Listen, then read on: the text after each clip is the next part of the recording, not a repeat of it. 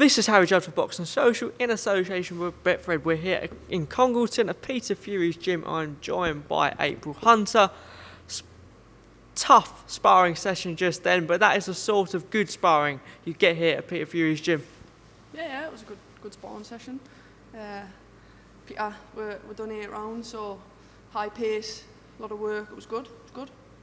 Sparring with Terry again. How did you find it? Exceptional talent down here with you.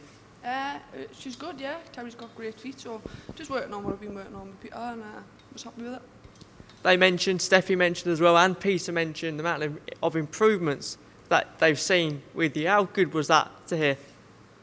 It's really good because, Terry's a former world champion. She's going for a world title at my weight, so it's a great gauge of where I'm at. Obviously, there's loads to improve on, loads to learn, like there is with any boxer. You know what I mean? Even at the top of the game, you see people adding little things on, so it's just about trying to listen as much as possible to Peter.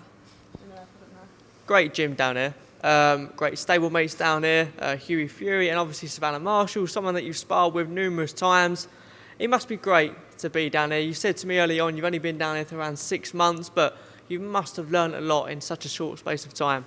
Yeah, well, I got beat in October, but I think I had to wait till December before Peter was back. He had a couple of months away, and I was waiting. I was just taking over with Savannah, waiting to ask to train him because it was either here or home for me. They were my options in my head, like where I wanted to be. So it was just kind of waiting in limbo for a couple of months. It was long, but me and Sav just come to the gym, train together. Sav likes to train every day, so do I. So, and then obviously we were meant to be going over to Cairns. That didn't happen, so he was away for a couple of months. So I've been here since October, but I'd say the amount of time I've had with him here would probably be about 5-6 months. Not long now to 27th September at the O2 Arena. Just talk to me, other than the sparring, how's preparation gone for this one? Good, really good. I mean, Terry's just started coming down last week, and before that, I didn't really spar girls, you know what I mean? It's very rare. It would be like we spar 3-4 times a week, and I'd be lucky if one of them a week was a girl. It was going weeks and weeks where it was just lads. And then I had the odd girl here. It's nice to spar a girl once you've been sparring the lads, believe me. You think they're tough rounds when you've got some of the lads flying at you. It's a whole different story. You're expecting or hoping for a best career performance on this bill? 100%, mate. I think if I can just box like I box there, I think people would be could see the improvements. Steffi sees them, Terry sees them, Peter sees them, and it's just getting it right on the night. You are fighting, I cannot pronounce the name to save the life of me, but I'm going to say Alvarez is her last name. Yeah. Erika, I think. Erika Alvarez, is that correct, yeah? Something like that. 3 wins and 6 losses. What are you expecting from her? I mean, I watched her box my friend Georgia O'Connor in Newcastle last time, so I imagine she's going to run away, train. She's had a lot of preparation for this, but asked for her straight after the last fight, so she's been training for me for a while, so I expect her to come in prepared, enough prepared for me, so it's not like a last minute 2-week call, like journey woman thing. So she's new, she's had the fight, she's been training for it, so let's hope for a good fight, and I imagine we'll meet in the ring. Huge night of boxing anyway, huge first all-female card on the bill. What does that mean to you, and how special is this moment? Oh, massive, mate. Like a good big win on this card, it could just change your life. And I think you don't realise that this has got such a big platform that any boxer on this card, especially the talent I've got around us in that card, if I can go out there and I'm one of the names that people are leaving that show talking about, I'm laughing. I'm actually laughing because you've got Savannah Marshall, you've got Lauren Price, Cara Sartenstall, Caroline Dubois, the list goes on, Georgia O'Connor. There's so many good girls on the card, and I just want to go out there, have a stand-up performance, and just listen to Peter. A question in terms of the women's side of the sport. I know Savannah's against the idea, but what's your thoughts on changing 2 minutes to 3 minutes? Savannah previously has said that she would be someone that likes to stick with 2 minutes, thinks it's more exciting. 3 minutes can be a little bit boring, but would you like to get the rounds up to, the minutes up to 3 minutes in a round? Listen, I think that's why women's boxing is like took fire, because it is fast-paced, it is exciting.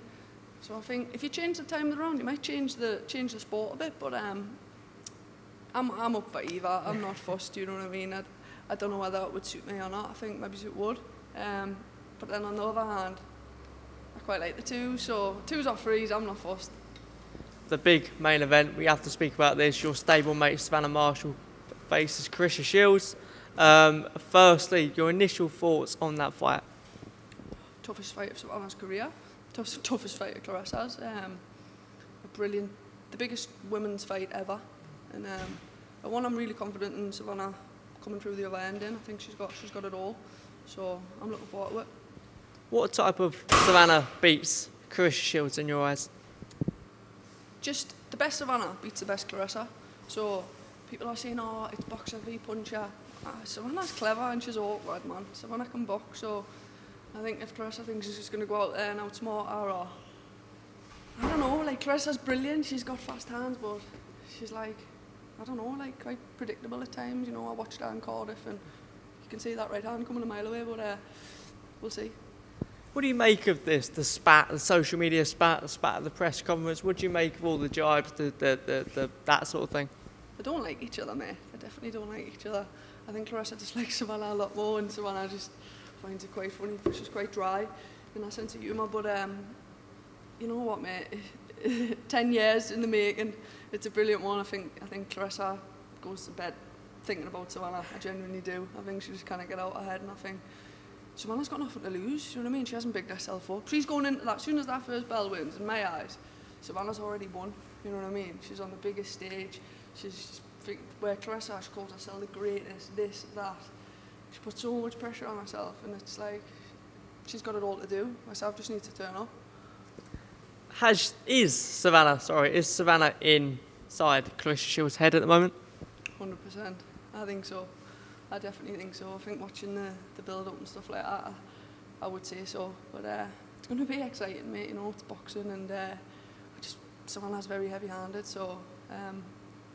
And Carissa's been dropped before, Hannah Gabriel's, and I imagine Savannah hits a lot harder than her. So for me, I think Sav stops her later on. I got the FMK one right, so let's hope I get this one right. Thanks a lot to Boxing Social, and we'll catch up on Fight Week September 20th.